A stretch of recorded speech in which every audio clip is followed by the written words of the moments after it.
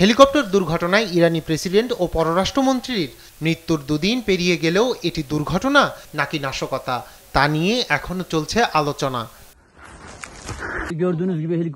রাইসিকে নিয়ে হেলিকপ্টার বিধ্বস্ত হওয়ার ঘটনায় যুক্তরাষ্ট্রকে দুষছেন রাশিয়ার পররাষ্ট্রমন্ত্রী সের্গেই লাভরভ।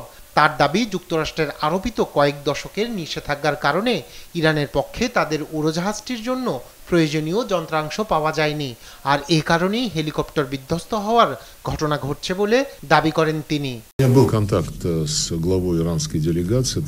মার্কিন নিষেধাজ্ঞার আওতায় তাদের তৈরি উড়োজাহাজের যন্ত্রাংশ ইরানে সরবরাহের উপর নিষেধাজ্ঞা দেয়। এর মধ্যে দিয়ে তারা মানুষের জীবনকে ঝুঁকির মধ্যে ফেলেছে।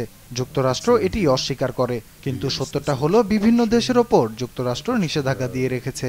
এর ফলে তারা উড়োজাহাজ সহ যুক্তরাষ্ট্রের তৈরি বিভিন্ন যন্ত্র মেরামতের খুচরা যন্ত্রাংশ পায় না।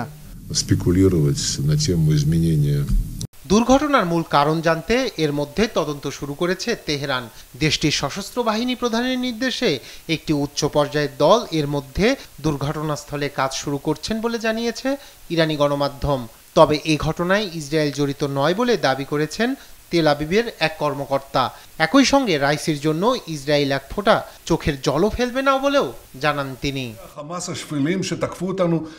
অন্যদিকে এ দুর্ঘটনায় মার্কিন প্রশাসনের দিকেও আঙুল তুলেছেন অনেকে।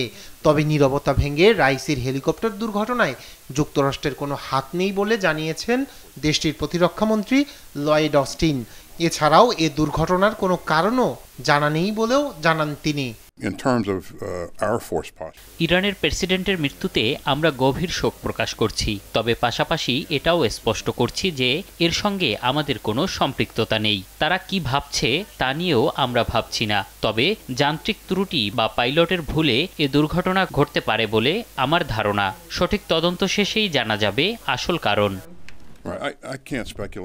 এর মধ্যেই মর্মান্তিক ওই হেলিকপ্টার দুর্ঘটনা নিয়ে চাঞ্চল্যকর তথ্য দিয়েছে মার্কিন পররাষ্ট্র দপ্তর। সোমবার নিয়মিত ব্রিফিংয়ে মুখপাত্র ম্যাথিউ মিলার জানান, রাইসির বিমান দুর্ঘটনার পর উদ্ধার কাজ পরিচালনায় ওয়াশিংটনের কাছে সাহায্য চেয়েছিল তেহরান।